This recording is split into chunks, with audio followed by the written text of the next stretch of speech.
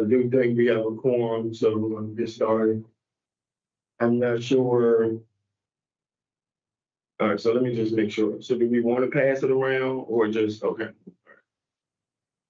Can you, if I don't, are you good if I don't use this? All right. All right, so our custom is to go around and introduce ourselves. We have quite a few people in the room this morning.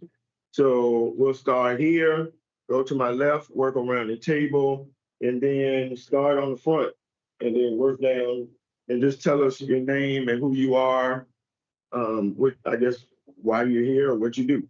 All right. Tyrone Nelson, I represent Rico on the GRTC board. I'm Terrell Hughes, so I also represent Rico. Sharon Ebert, City of Richmond. I'm Robertson City. I think that is GRTC. All right. I got a question. Yes, we're GRTC. Major Forest GRTC. Yes, ladies and gentlemen. Dave Anderson, represent Chesterfield. Joe Adams, CEO, GRTC. Barb Smith, Chesterfield County. Jim Engel, represent Chesterfield County.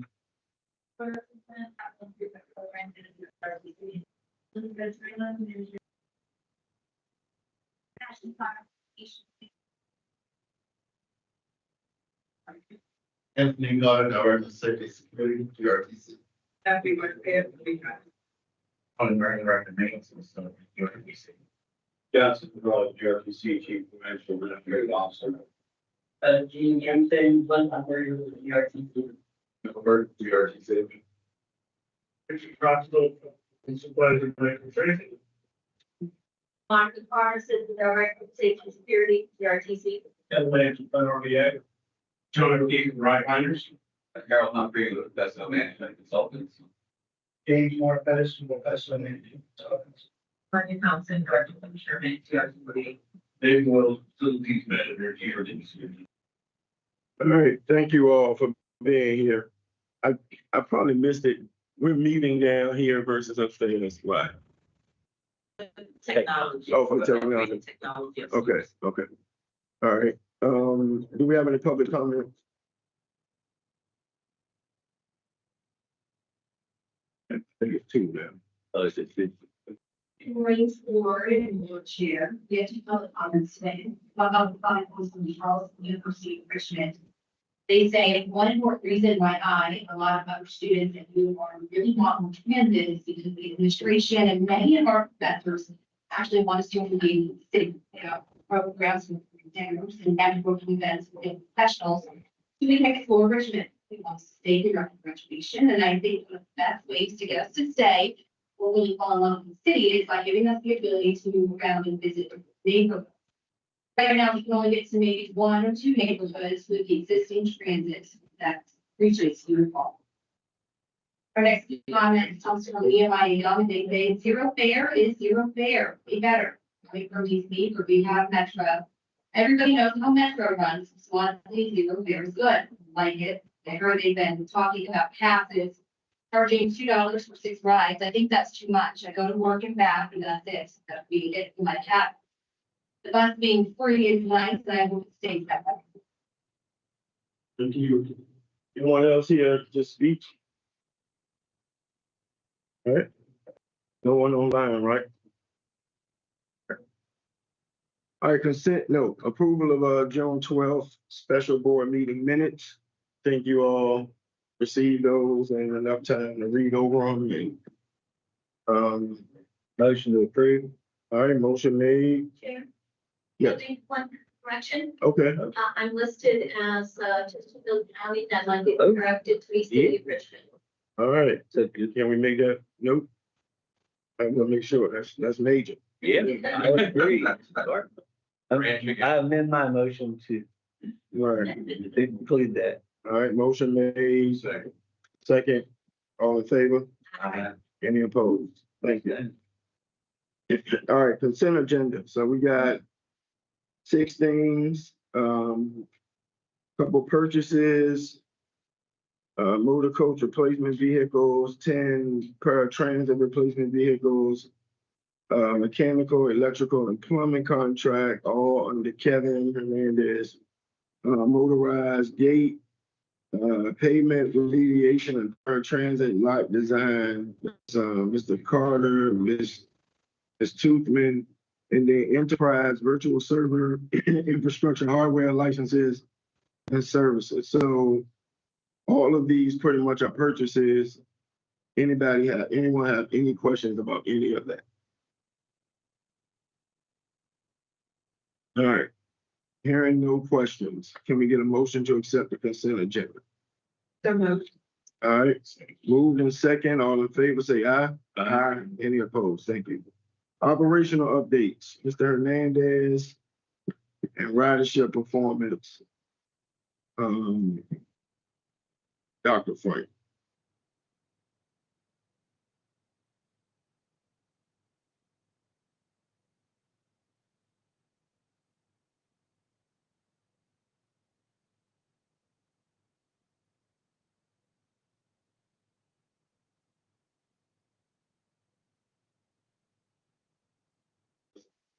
Chairman of the board, right, and authority of our operating performance with Jim.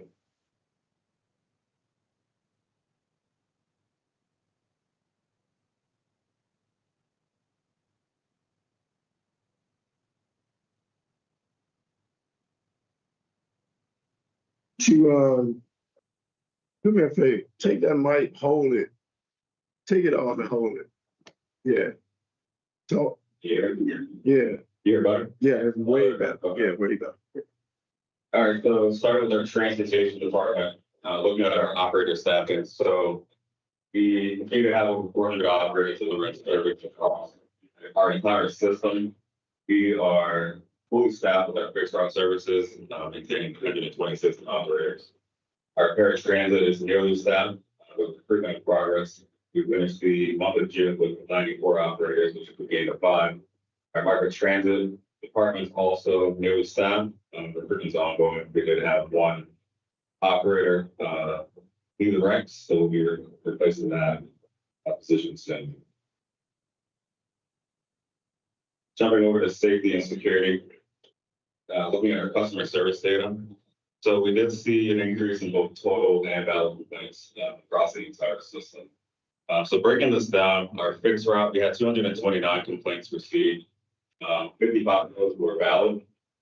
With our paratransit, we had 27, and 11 of those were valid, and micro transit had 1, compared to none the month before.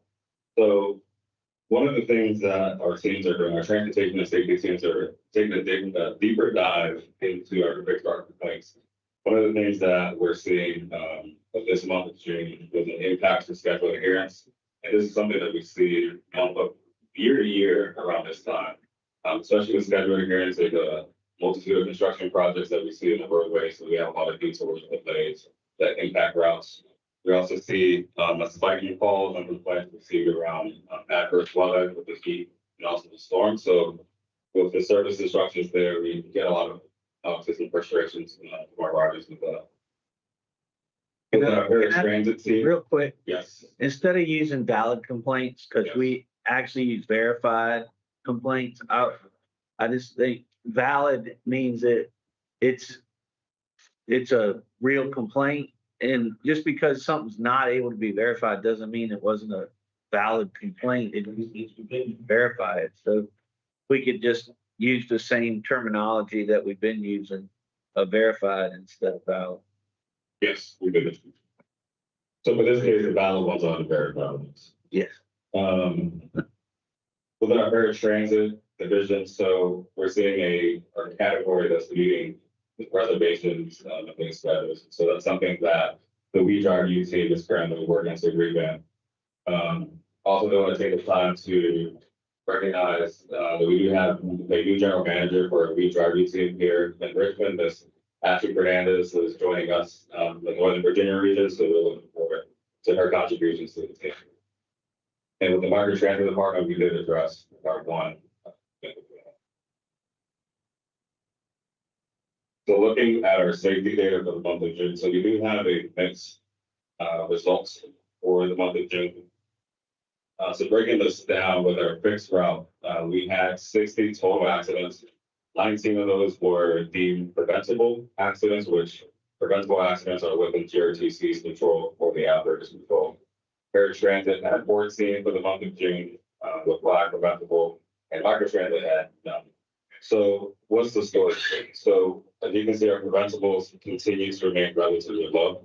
And that's a true reflection of our operator safety culture that we have here at GRTC and ReDrive. The other 2/3 is everything that we can control. So we do see a lot of other motorists, unfortunately, when our buses are servicing stops or are out in the field, they do strike our buses. At every corner, whether they cutting the bus off or just hitting it while it stops. So our operators are able to recognize a lot of those situations and those hazards ahead of time. With that said, we're still going to be looking into some of these trends so we can better coach and train our operators, specifically with passenger-related incidents on the buses like slipping balls and also with collisions with fixed objects. Yes, sir. I have a question. I wonder if the things that aren't preventable, I know why you're focused on preventable because we can't control that, but the things that aren't preventable, do we look into the why they are caused, such as could it be signage? Are there things that we could help influence down the road, such as signage or design considerations or things like that, that aren't operator based, but infrastructure based, for instance, that do we track that? Do we find out what was the cause and whether or not there's trends that could be improved on? Yeah, so basically, we do causal analysis every now and then on different accidents. To your point, infrastructure, we have a lot of, this time of year, tree limbs, things of that nature. And we can reach out to certain parts of the city to have them cut back some of the tree limbs. And they're very good with responding to that. So a lot of the fixed occupied things, street signs, things of that nature, we can do causal analysis to get an understanding of what it is and try to pinpoint those certain areas and put reminders up and training for the operators that are running routes.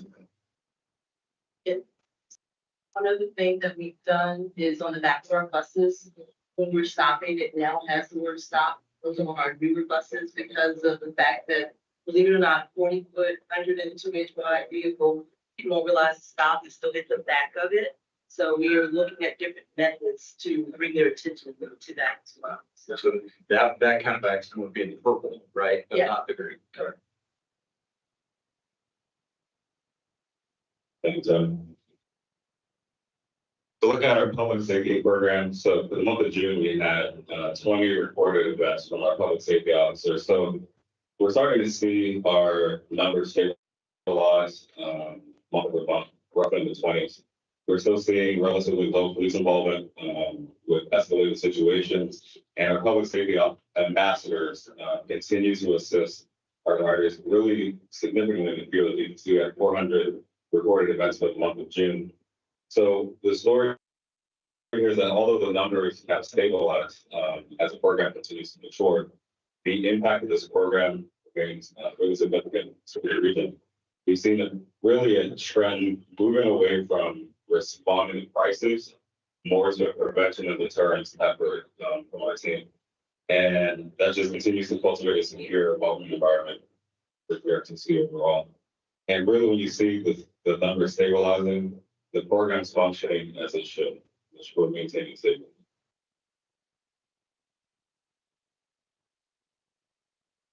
Looking at our maintenance department, starting with our facilities team, our facilities team had over 200 tasks completed for the month of June. Not sure if that's a record, could be wrong. We're just reporting a lot more now. And our field services team has been really busy with BRT platform cleaning and upkeep, and also just system-wide trash pickup. And that's something that is a huge undertaking with the hundreds and hundreds of bus stops that we have in the field. Our internal team here at HQ has been busy with our HVAC, electrical and plumbing issues that we have here. So I can speak on behalf of David that we're happy that the consent agenda was approved for the MEP contract to help.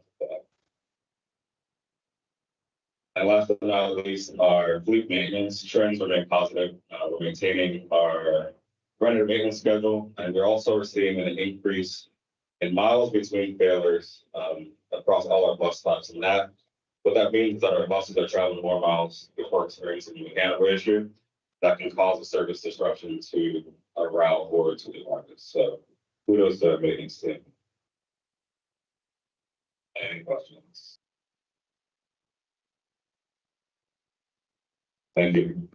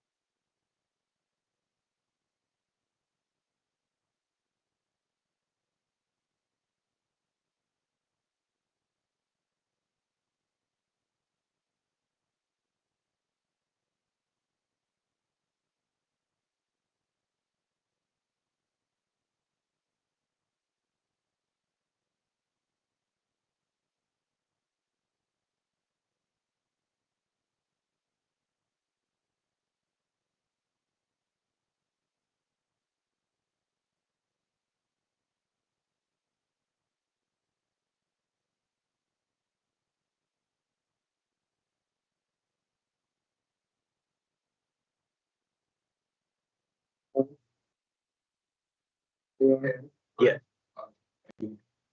So this morning I'll be providing you with an overview of the ridership performance report for fiscal year 2025, the fourth quarter of fiscal year 2025. On the agenda today, we'll get a chance to look at a comparison of fiscal year 24 versus 25, the fourth quarter for April, medical transit, and then paratransit. So starting with the pictorial performance. So what you're looking with the three boxes on there is the total ridership for the three types of phase routes. We have the local, the BRT, and then the express. The yeah.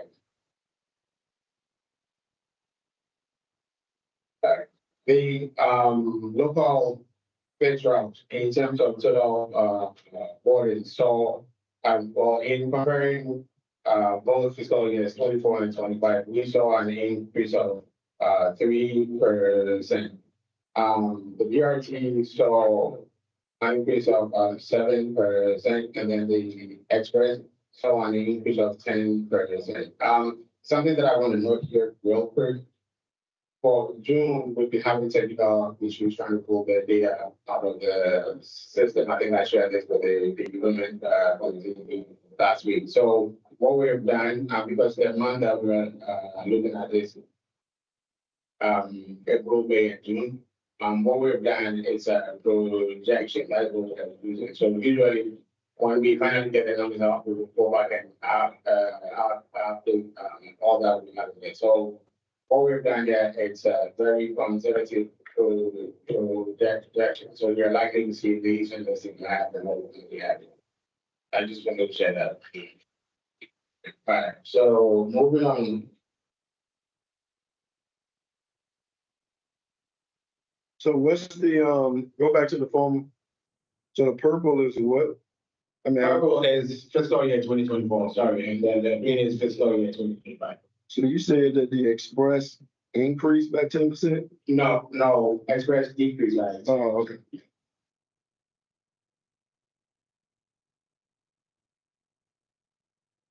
Still on the fixed route. So what we're looking at now is the average daily ridership. What we saw before was the total ridership on all of the fixed route. What we're looking at here is the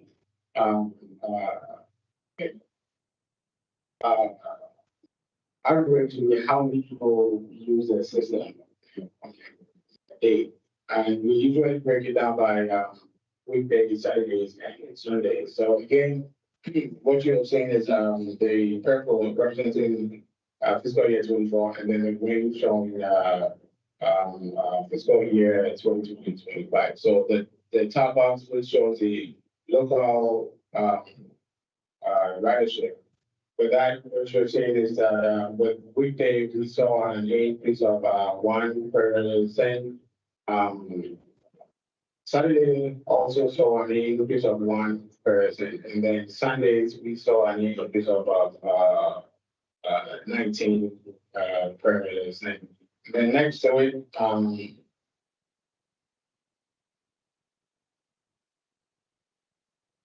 next week, right here is the BRT register. With the BRT, the weekday, in comparing both fiscal years, we saw an increase of 6%. Saturday saw a 2% decrease, and then Sunday saw an 18% increase. Express service, we provide express service just during the weekday. So that is why you see that there is information on Saturday and Sunday. And that's all a 10% decrease. Now jumping into microtransit ridership.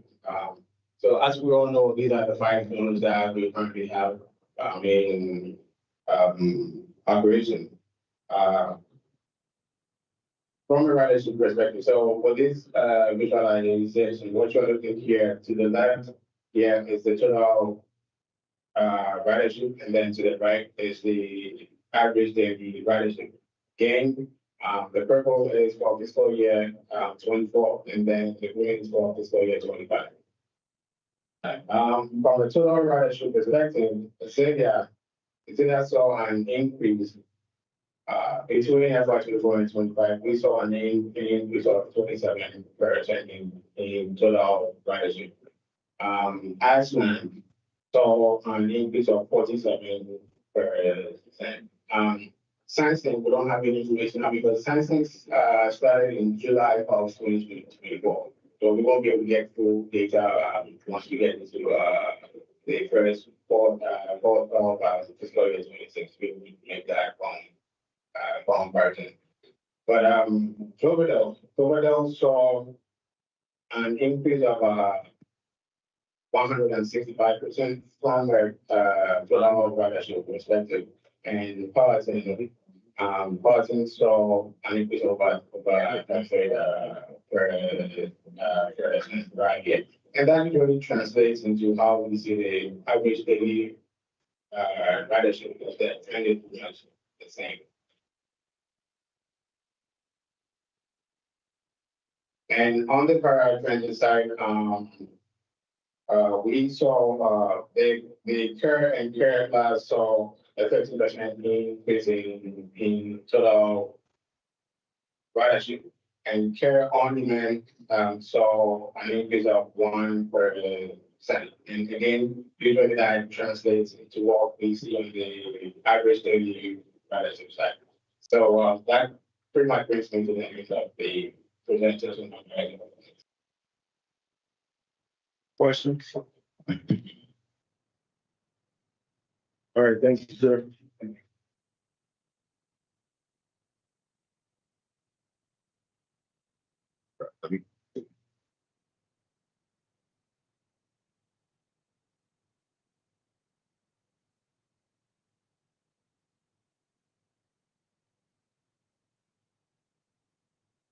Get back to the, okay. All right, development updates. Barb, do you have any development updates? We met last week and went through some information. Frank showed us a dashboard that's gonna go public. Is it public? It is public, right? Okay, a dashboard that shows information like we were just talking about here. NEPA scheduled to be complete in early 26. Another round of public engagement for the northern end and the southern end, really not the core phase 1 section, but those other ends, is being developed. So that'll be coming up soon. North-South BRT transit-oriented development. That project started in June and is expected to be complete in the spring of 26, with virtual public meetings happening on July 28th, July 30th, and August 5th. put out. The Western Post Extension has a little bit of a delay. VDOT is asking for additional traffic analysis. And that needs to happen with schools in session. So that's on the books to happen. The permanent downtown transfer station, NEPA is scheduled to be complete no later than January 26th. It's being coordinated with the city's city center study planning efforts. And then last but not least, especially is transit stop improvements. GRTC installed 38 benches or 58 benches, 31 shelters in the region. So making really good progress using this grant. In the last quarter, in the last 3 months, we did that. No, I don't know, Laura. That's slightly for the rate of installation that started to go. Can we get like a breakdown by month or something? Okay. And then there are other permits and plans being reviewed, so there are a lot on deck. That'll be coming. Laura?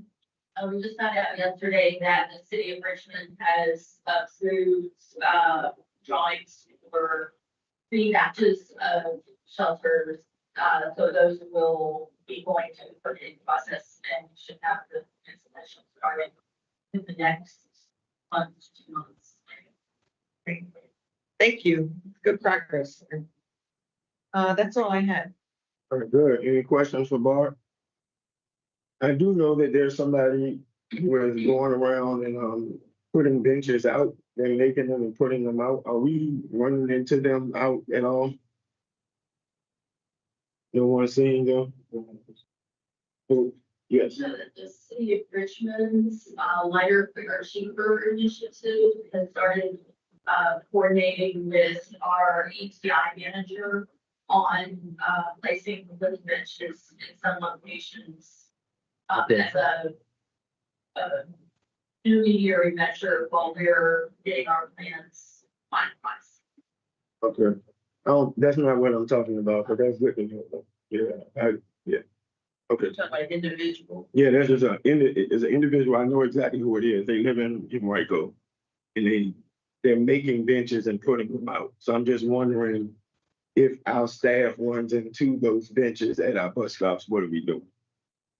I know in the past we were removing them. Okay, so that's what we're doing. Yeah, we've been working with the Public Works Division and that jurisdiction for reliability purposes. Okay. Are we running into them? Not that I'm aware of. Okay. I know in the past, yeah. So I'm curious to what you were saying. What is it we're doing the short run on? Is it ones that are not served with any kind of seating or what? Explain that a little bit more, because I'm just confused. So the lighter, quicker, cheaper is an initiative of the city of Richmond's Department of Public Works.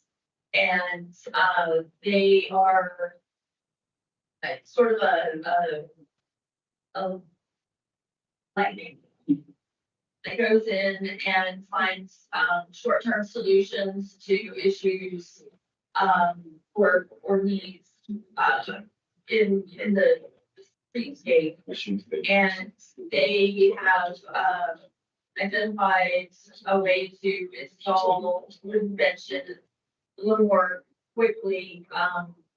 And these are typically stops that either that don't meet the requirements for buses or for benches. And then they install them, they remain in property of the city and the city maintains them. Is there any way in which they're being decided in terms of priority, which ones to get them first, second, third, 10th? I will have to find that out, but I can let you know. We always have to be careful about perception, so we try to do the right thing, and then somebody comes back and says, that's what we're gonna get. Curious. All right, good, thank you. Jim, do you have anything from the finance? We reviewed the budget book after we passed the budget at the previous meeting, we went over the May financials, which there was no concerns there. Everything looked like it was, there was a few things that were up, a few things that were down, but overall, there was no concerns there. And then, we reviewed the audit process and the time frame for that. That looks like it's following pretty much the same calendar process that we have in the past. It's actually, a little bit ahead of where I would have thought it would be. So I was pleasantly surprised that it was moving forward at the rate it is. That's it. You have anything else to add, John? Then send out the planning communication members of the board that we bring through there, the official letter came out, which provides and Dennis with that. So that's in there for you guys to review. All right, questions? Thank you. All right, Madam CEO. Good morning again. I have a couple of things this morning. First one is regarding the board retreat. You all should have received an invitation for the September 30th board retreat. We won't have our regular September meeting, so it'll be a combination of the board retreat and September board meeting. Also, and I'll remind everybody next month as well, but the shareholders meeting will be on October 15th at 10 a.m. We only need the board chair for that, and representatives from Chesterfield and City of Richmond. So that pushes back our October board meeting, and Jen sent out the invitations for that as well. The next thing I want to talk about is our employees of the month. We missed last month, so we have one extra person. For the month of June, it was operator Curtis Page, and I had spoken to you all about Mr. Page helping out and finding a 12-year-old, I think she was 12-year-old young lady that had run away, and he was very quick in identifying her and getting her back to her parents safely. So we want to thank Operator Page for his attention to what's going on. He stayed up this Operator Page here.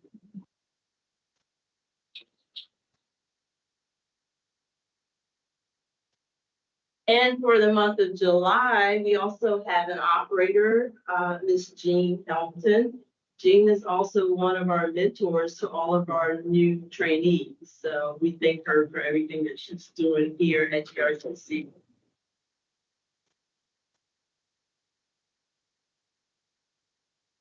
Not sure how this one got nominated, but David Wells. David is our facilities manager. I'm sure where he is, but Ernesto works in our IT and technology department, and Ernesto is all over this building. I don't care what time of day you call him, what time of night you call him, he's available, he's on top of things. So we thank him for everything that he does to keep GRTC moving. And last but not least, on July 8th, we had our first ever Tap into Transit Day. And I want to thank Chairman Nelson and Vice Chair Engel for supporting us and being there, as well as Terrell was there also. So we thank you for that. I want to thank our sponsors. We had 18 sponsors that allowed us to put that event on, and one of them was We Drive You. They were very instrumental. We appreciate that. But a huge thank you to CBS 6. They did all of our advertising, and we were all over the place. And because of that, we estimate that we had at least 400 people from the public there. And CBS has also put together a film for us that kind of captures the event of the day.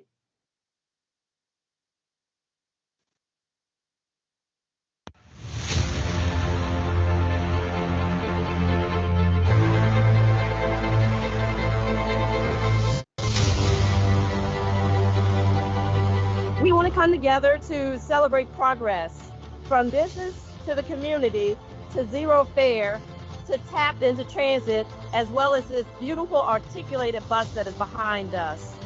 We couldn't have done this without the support of GRPT. The new 60-foot articulated buses will enable more passengers to board the Pulse, shorter stops, and an overall enhanced passenger experience. Last year, the Pulse helped over 1.7 million riders get to where they needed to go.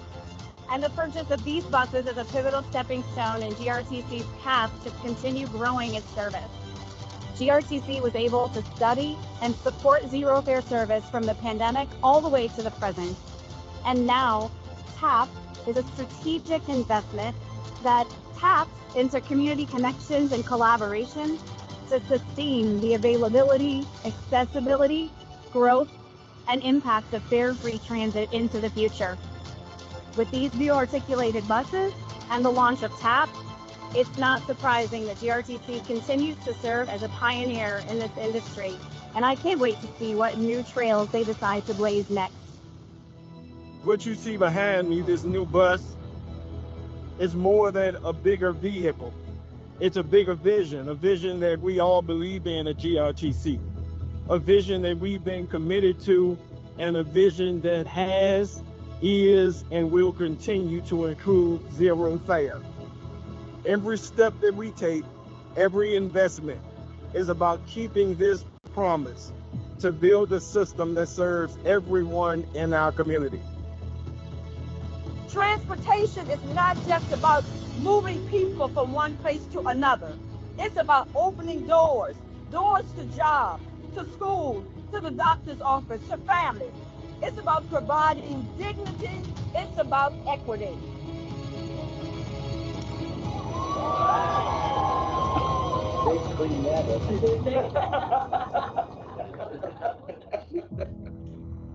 That looked good. Like it was perfect the first time, right? Yes.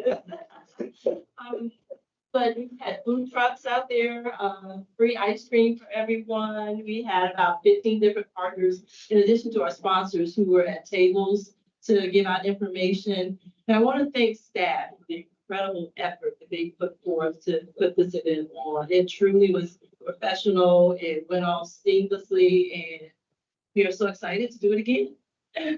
So that's all I have.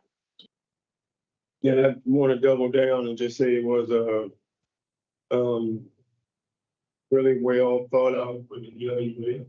And I was surprised to see as many people from the public there, intrigued, I guess, and definitely generated some buzz on that day about public transportation. So kudos to your team, all of you, everybody that had something to do with that event. It was a really good first one. So set the bar kind of hard, kind of high, and keep it up. So, all right.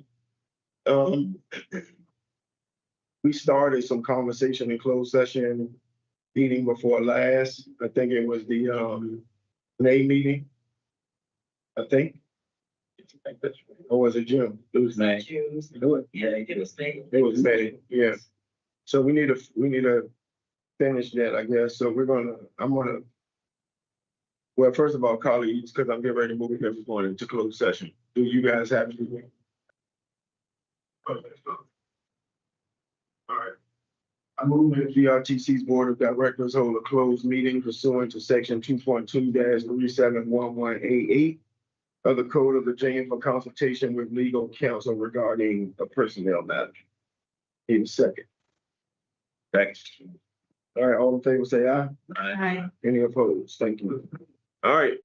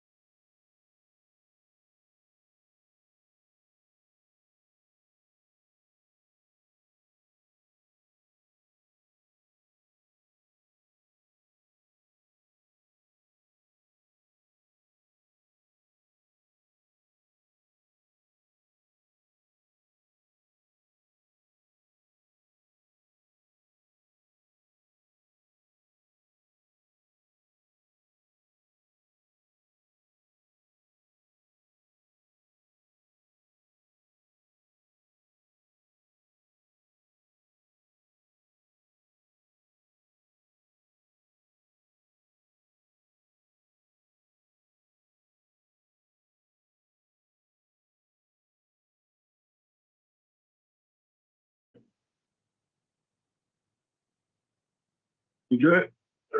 All right, whereas the Board of Directors of GRTC has convened a closed meeting on this date pursuant to an affirmative recording vote and in accordance with the provision of the Virginia Freedom of Information Act, and whereas section 2.2-3712 of the Code of Virginia requires certification by the board that such closed meeting is conducted in conformity with Virginia law. Now therefore be it resolved that the board hereby certifies that to the best of each member's knowledge, only public matters lawfully exempt from open meeting requirements by Virginia law were discussed in the closed meeting to which this certifying resolution applies, and only such business matters as were identified in the motion convening the closed meeting were heard, discussed, and considered by the board.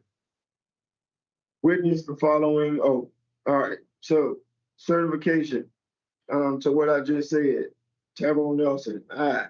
Jim Ingram. Aye. Barbara Smith. Aye. Dave Anderson. Aye. Terrell Hughes. Aye. Sharon Ebert. Aye. Ellen Robinson. All right. I think that's all the business that we have, unless somebody has any other business. If not, meeting adjourned.